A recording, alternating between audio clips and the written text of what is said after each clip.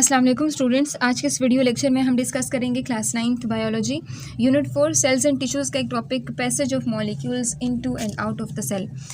इससे पिछले लेक्चर में हमने surface area to volume ratio की बात की। उसमें हमने देखा था कि जो मुख्तलिफ न्यूट्रिएंट्स होते हैं, मुख्तलिफ जो वेस्ट सब्सटेंसेस होते हैं, उसको सेल के बाहर लेकर आना या फिर न्यूट्रिएंट्स को सेल के अंदर लेकर जाना, इसके लिए जो सेल मेम्ब्रेन होते हैं वो एक इम्पॉर्टेंट रोल जो है वो प्ले करता है। सो हम जानते हैं कि सेल मेम्ब्रेन जो है एक इम्पॉर्टेंट कंपोनेंट होता है किसी भी सेल का। अब किस तरह इसके थ्रू जो सब्सटेंसेस होती हैं, जो चीज़ें होती हैं, वो बाहर आती हैं या फिर अंदर जाती हैं, ठीक है। तो यहाँ पे हम उसके मुख्तलिफ जो मैकेनिज़म्स हैं वो पढ़ेंगे। तो यहाँ पर आप लोगों से कहा जाता है कि जो सेल मेम्ब्रेन है वो सेमी परमिएबल है। सेमी परमिएबल का मतलब कुछ चीज़ों को ये मेम्ब्रेन अंदर जाने की इजाज़त देता है और कुछ चीज़ों को अंदर जाने की इजाज़त नहीं देता। जैसे ये हमारे पास एक सेल है, इसको आप एक सेल समझ लें। इस सेल के अंदर ना स्पेशलाइज्ड यहाँ पे एक तरह से आर्मी लगी हुई है। अब कुछ चीज़ों को अंदर जाने देंगे, कुछ चीज़ों को अंदर नहीं जाने देंगे, ठीक है। तो ये रीज़न क्या है? और अगर ज़्यादा चीज़ों को नहीं जाने देंगे, कुछ चीज़ें चली जाएंगी, बाकी रह जाएंगी, तो उनके लिए भी तो कोई प्रोसीजर होना चाहिए ना। उनको भी तो हमने अंदर लेकर जाना है, सेल को उनकी ज़रूरत पड़ती है। तो उसके लिए सेल के पास कौन सा ऐसा तरीका है कि जिससे बाकी चीज़ों को भी अंदर लेकर आ सकता है। सो सेल जो है वो सेमी परमिएबल है। It control the movement of molecule into and out of the cell. ये क्या करता है? सेल की मूवमेंट को कंट्रोल, सेल के अंदर जो सब्सटेंसेज, जो केमिकल्स, मॉलिक्यूल्स की जो मूवमेंट होती है, आया वो सेल के अंदर जा रहे हैं या सेल से बाहर आ रहे हैं, इसको क्या करते हैं? इसको कंट्रोल करता है। ये MCQs में पूछा जाता है आपसे कि जो सेल मेम्ब्रेन है उसका फंक्शन क्या है, ये मूवमेंट को क्या करते हैं? कंट्रोल करते हैं, क्योंकि ये सेमी परमिएबल मेम्ब्रेन होता है। अब अगर ये मूवमेंट को कंट्रोल कर लेते तो इससे क्या होगा? कहते हैं it maintains the equilibrium inside the cell as well as outside. अब यहाँ पर ये क्या करता है? इस कंट्रोल का मकसद क्या है कि वो क्या कर ले? एक इक्विलिब्रियम, एक तवाज़ुन जो है वो बरकरार रखें, सेल के अंदर भी और सेल के बाहर भी। मतलब सेल जो है, जैसे इसको आप एक सेल समझ लें, इसके अंदर बहुत सारी केमिकल्स मौजूद हैं, लेकिन सेल जो है सिर्फ उतने ही अंदर लेकर जाता है जितनी उसको ज़रूरत होती है। यानी ज़रूरत के तहत चीज़ों को अंदर लेकर जाता है, हर चीज़ जो है उसको अंदर अलाउ नहीं करता। सो कहते हैं the movement of molecules in and out is of cell is through diffusion, facilitated diffusion, osmosis, filtration, active transport, endocytosis, exocytosis. अगर मूवमेंट ऑफ मॉलिक्यूल की अगर हम बात करें तो मुख्तलिफ जो मॉलिक्यूल्स होती हैं, मुख्तलिफ जो मटेरियल है, वो मुख्तलिफ मैकेनिज़म्स के ज़रिए सेल के अंदर और बाहर आती जाती हैं, ठीक है। यानी कुछ है डिफ्यूजन, एक है फैसिलिटेटेड डिफ्यूजन, ऑस्मोसिस, फिल्ट्रेशन। तो इसको हम बारी बारी डिस्कस करेंगे। सबसे पहले हम डिफ्यूजन को डिस्कस करेंगे। डिफ्यूजन क्या है? देखिए, आपके पास ना आपने क्या ली? एक बाल्टी फॉर एग्जांपल ली है। उस बाल्टी के अंदर आपने इतना पानी ले लिया, पानी के अंदर आपने थोड़ा सा कलर ऐड किया, तो वो जो कलर उसमें ऐड होता है वो किस तरह उस पूरे पानी के साथ वो कलर मिक्सअप होते हैं, आराम आराम से वो कलर उसमें मिक्सअप होता जाता है। तो वहाँ पे जब आपने कलर उसमें मिक्स किया था, वहाँ पे उस कलर के पास जो पिगमेंट्स थे, वो जो मॉलिक्यूल्स थे, कलर मॉलिक्यूल्स, वो ज़्यादा थे। यहाँ सराउंडिंग में ज़्यादा नहीं थे। तो ज़्यादा एरिया से कम एरिया की तरफ जो मॉलिक्यूल्स की मूवमेंट थी, इसको हम क्या कहते हैं? डिफ्यूजन का नाम देते हैं। इमेजिन करें आप रूम के एक कॉर्नर में खड़े हैं और आपने परफ्यूम स्प्रे किया है। जब आप परफ्यूम स्प्रे करते हैं तो आपके पास उस परफ्यूम के मॉलिक्यूल्स ज़्यादा होते हैं, लेकिन वहीं पे रूम के दूसरे कॉर्नर में आपके साथ कोई दूसरा बंदा भी खड़ा है, तो वो उसको ना थोड़ी देर बाद फ़ौरन वो स्मेल आ जाएगी। क्यों? क्योंकि यहाँ पर मॉलिक्यूल्स की मिकदार ज़्यादा थी, वो आराम आराम से क्या करेंगे? पूरे रूम में फैलते जाएंगे। और यानी हायर कॉन्सेंट्रेशन से ज़्यादा कॉन्सेंट्रेशन से कम कॉन्सेंट्रेशन वाले रीजन तक मॉलिक्यूल्स की मूवमेंट हो जाती है, और इस मूवमेंट को फिर हम क्या नाम देते हैं? डिफ्यूजन का नाम देते हैं। तो बिल्कुल सेल के अंदर भी ऐसा ही होता है कि सेल के अंदर कुछ चीज़ें कम हो जाती हैं, सेल के बाहर ज़्यादा होती हैं, तो वो थोड़ा थोड़ा करके सेल उसको अंदर लेकर आ रहा होता है। अब यहाँ करते हैं it is a random movement of substance from the region of higher concentration to the region of lower concentration. यहाँ कहते हैं कि जो सब्सटेंसेस होती हैं वो हायर कॉन्सेंट्रेशन से, यानी ज़्यादा मिकदार वाली जगह से, लोअर कॉन्सेंट्रेशन मतलब कम मिकदार वाली जगह तक जो चीज़ों की मूवमेंट होती है, मूवमेंट मतलब हरकत, ठीक है। तो इस तरह के मूवमेंट को फिर हम क्या नाम देंगे? डिफ्यूजन का नाम देंगे। यानी मॉलिक्यूल्स के movement from higher concentration to the lower concentration, तो इस तरह के मैकेनिज़्म को फिर हम क्या नाम देंगे? डिफ्यूजन का नाम देंगे। अब हमेशा याद रखें, ये जो डिफ्यूजन की मूवमेंट होगी, डिफ्यूजन का जो प्रोसेस होगा, इसमें जो मॉलिक्यूल्स की मूवमेंट होगी, उसके लिए एनर्जी की ज़रूरत नहीं होगी। ये without the expenditure of energy, without the use of energy ये प्रोसेस होगा। तो चूँकि यहाँ पर एनर्जी यूज़ नहीं हो रही, इसी वजह से इसको हम क्या नाम देंगे कि ये पैसिव ट्रांसपोर्ट है। यहाँ क्वेश्चन आपका बन सकता है कि why diffusion is a type of passive transport या why diffusion is called passive transport.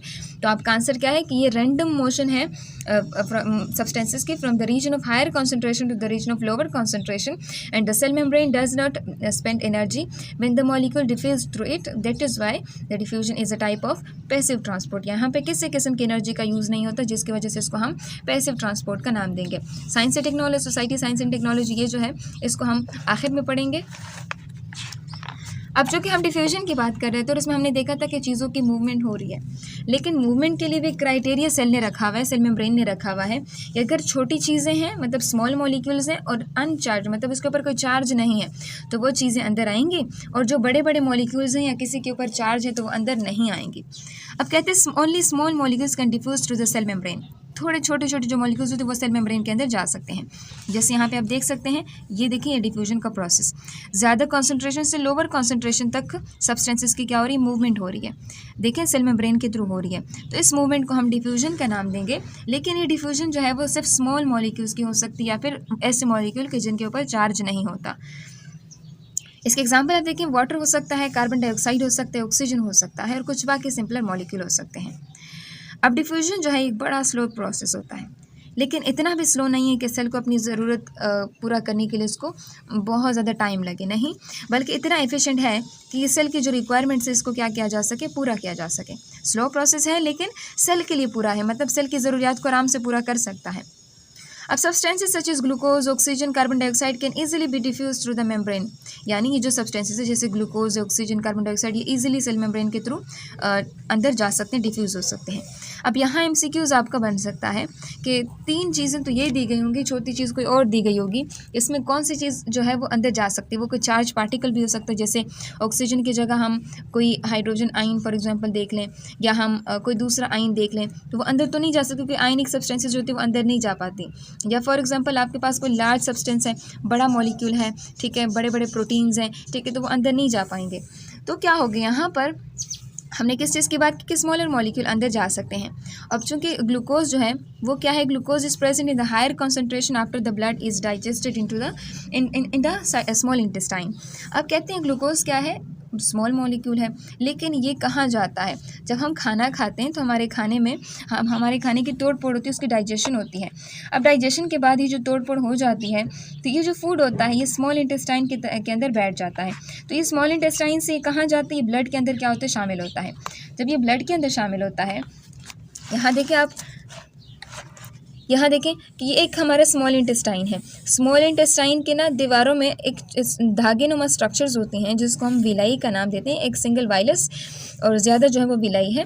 देखिए ये एक विलाई आप लोगों को नज़र आ रही है, देखिए यहाँ पे बहुत सारा केमिकल यहाँ मौजूद है, जो फूड है, ग्लूकोज वगैरह है। तो ये ग्लूकोज यहाँ से इधर इस ब्लड के जो वेसल्स होते हैं इसके अंदर डिफ्यूज़ होता है, मतलब बाहर इसकी मिकदार ज़्यादा है, यानी यहाँ पे इनकी मिकदार ज़्यादा है, यहाँ अंदर इसकी मिकदार कम है। तो इसकी मूवमेंट जो है from higher concentration to lower concentration हो रही, तो इस वजह से उसको डिफ्यूजन कहेंगे। सो यानी हमारे स्मॉल इंटेस्टाइन से ब्लड के अंदर जो ग्लूकोज अंदर जाता है, इस प्रोसेस को भी डिफ्यूजन का नाम हम देंगे, ठीक है। अब यहाँ पर आपसे कहते हैं ये ग्लूकोज कैसे ट्रांसपोर्ट होता है, विलाई उसके अंदर मौजूद है, विलाई एक धागे नुमा स्ट्रक्चर्स होते हैं स्मॉल इंटेस्टाइन के अंदर, और डिफ्यूजन के थ्रू जो है ग्लूकोज हमारे ब्लड के अंदर शामिल हो जाता है। और इसी तरह कहते हैं to be stored in the form of glycogen in liver. और पता है क्या, हमारा जो ग्लूकोज हम खाते हैं, जो हम खाना खाते हैं, अब ऐसा तो नहीं है कि सारा खाना उसी वक्त हजम हो जाता है, कुछ ग्लूकोज होते हैं वो हमारे लीवर में भी उसमें स्टोर हो जाता है। जब हमें फिर ज़रूरत पड़ती है तो ये वापस से ग्लूकोज में कन्वर्ट हो सकता है। तो हमने क्या देखा कि movement of molecule from the region of higher concentration to the region of lower concentration without the use of energy, without spending energy, तो इस प्रोसेस को हम डिफ्यूजन का नाम देंगे। ये एक पैसिव ट्रांसपोर्ट है। एंड यहाँ पर आप लोगों को बताया जाता है कि इसके अंदर स्मॉल मॉलिक्यूल ही अंदर जा सकते हैं, बड़े मॉलिक्यूल्स का अलाउ नहीं करता। और जो ग्लूकोज है वो हमारे ब्लड के साथ शामिल हो जाता है, स्मॉल इंटेस्टाइन से ब्लड के अंदर कैसे शामिल होता है, विलाई होता है, विलाई के अंदर स्मॉल ब्लड वेसल्स होते हैं, तो उसमें डिफ्यूजन के थ्रू जो है ये ब्लड के अंदर शामिल हो जाता है। ठीक है, तो हमने ये देख लिया। अब साइंस, टेक्नोलॉजी एंड सोसाइटी को हम देखेंगे। कहते हैं यहाँ पर रोडोल्फ विर्चो जो है वो कहते हैं कि all disease are the disturbances at the cellular level. ये जो हमारे हमें बीमारियाँ होती हैं ना, कोई भी हमें बीमारी होती है, असल में ये सेलुलर लेवल के प्रॉब्लम आ जाते हैं, हमारे सेल के लेवल पे कोई प्रॉब्लम आ जाती है, जिसकी वजह से हमें कोई बीमारी आ जाती है। और हमेशा याद रखें, we always try to treat a disease, हम हमेशा एक बीमारी का इलाज करते हैं। For this we try to find out the cause of the disease, यानी इससे पहले हम अगर इसका इलाज करें, उसके लिए ज़रूरी है कि ये बीमारी इसकी काज क्या है, इसकी वजह क्या है, मतलब ये बीमारी किस वजह से होती है। We must understand the changes occurring at the cellular level to understand the cause of the disease. अगर हम चाहते हैं कि हमें पता चले कि ये बीमारी किस तरह से होती है, तो उसके लिए हमें सबसे पहले सेलुलर लेवल पे पता चलना चाहिए कि सेल के लेवल पे क्या हो रहा है, वहाँ पे किस किस्म की डिस्टर्बेंस है। उसके बाद हम गेस कर सकते हैं कि ये इस तरह की बीमारी है। ठीक है, तो आगे कहते हैं the changes in the gene function में be the reason for various disease. कभी कभी जीन के फंक्शन में, जीन क्या है, एक शॉर्ट सीक्वेंस ऑफ डीएनए होता है, और डीएनए हमारे मुख्तलिफ बॉडी के फंक्शंस को कंट्रोल करता है, हमारे सेल के मुख्तलिफ फंक्शंस को कंट्रोल करता है। तो कभी कभी ना जीन जो है अपना काम सही से परफॉर्म नहीं कर रहा, तो तभी भी कोई डिजीज़ हो सकती है, क्योंकि जीन भी सेल के अंदर ही है। तो हम कह सकते हैं कि सेलुलर लेवल पे हम इसका जो इलाज है, इसका जो रीज़न है वो तलाश करते हैं, तो शायद वो भी इसका रीज़न हो। कभी कभी जो तमाम बीमारी होती है उसका जीन फंक्शन में इसका कोई रोल नहीं होता, जीन फंक्शन का इस बीमारी में कोई रोल नहीं होता। जैसे कि इन्फेक्शियस डिजीज़, यानी कुछ ऐसी बीमारियां हैं जो कि जीन के लेवल पे उसका कोई फंक्शन नहीं होता, मतलब ये खुद ब खुद एक तरह से हो जाते हैं, जिसको लगने वाली बीमारियां भी कह सकते हैं। इन्फेक्शियस डिजीज़ है, ज़ुकाम, खांसी वगैरह, जिसको इन्फेक्शियस डिजीज़ भी कहते हैं। अब चूँकि ये तमाम भी एक बीमारी को उसकी वजह से लेकर उसके इलाज तक हमें किस चीज़ की ज़रूरत पड़ती है, सेल बायोलॉजी की ज़रूरत पड़ती है। तो इसलिए सेल बायोलॉजी जो है वो एक important field of biological sciences है, यानी कोई बीमारी जो है वो किस वजह से होती है और उसके इलाज तक जितने भी स्टेप्स होते हैं वो हम कहाँ पढ़ते हैं, सेल बायोलॉजी के अंदर पढ़ते हैं। इसलिए ये जो प्रोसेस है ये बहुत इंपॉर्टेंट ब्रांच ऑफ बायोलॉजी है। अब स्टडिंग सेल बायोलॉजी में भी लीड टू सक्सेसफुल करियर। अगर आप सेल बायोलॉजी पढ़ते हैं तो आप एक सक्सेसफुल करियर जो आपका बन सकता है। सेल बायोलॉजिस्ट मतलब सेल बायोलॉजी वो ब्रांच ऑफ बायोलॉजी जिसमें हम सेल की स्टडी करते हैं। सेल बायोलॉजिस्ट वो लोग होते हैं जो सेल की स्टडी करते हैं, वो एग्जामिन करते हैं, वो अंदाज़ा लगाते हैं कि सेल जो है वो किस तरह डेवलप होता है, कैसे वो काम करता है। माइक्रोबायोलॉजिस्ट क्या करते हैं, वो मॉलिक्यूल्स की स्टडी करते हैं, मॉलिक्यूलर प्रोसेसेस जो सेल के अंदर हो रही हैं उसको देखते हैं, उसकी जो केमिकल रिएक्शंस होते हैं वो देखते हैं। रिसर्च स्पेशलिस्ट क्या करते हैं, ये एक्सपेरिमेंट्स कंडक्ट करते हैं, मुख्तलिफ रिसर्च रिपोर्ट जो होते हैं वो लेते हैं रिसर्च लेबॉर्ट्री के अंदर। और लेबॉर्ट्री टेक्नीशियन क्या करते हैं, रिसर्च जो साइंटिस्ट होते हैं उसको क्या करते हैं, उसको असिस्ट करते हैं, उसकी मदद करते हैं मुख्तलिफ कामों में।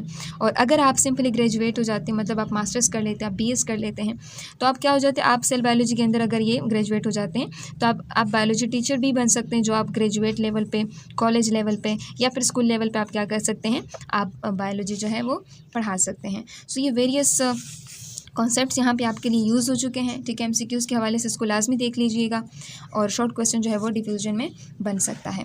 तो ये आप लोगों का डिफ्यूजन का टॉपिक हो गया। नेक्स्ट वीडियो में हम इंशाल्लाह फैसिलिटेटेड डिफ्यूजन को डिस्कस करेंगे।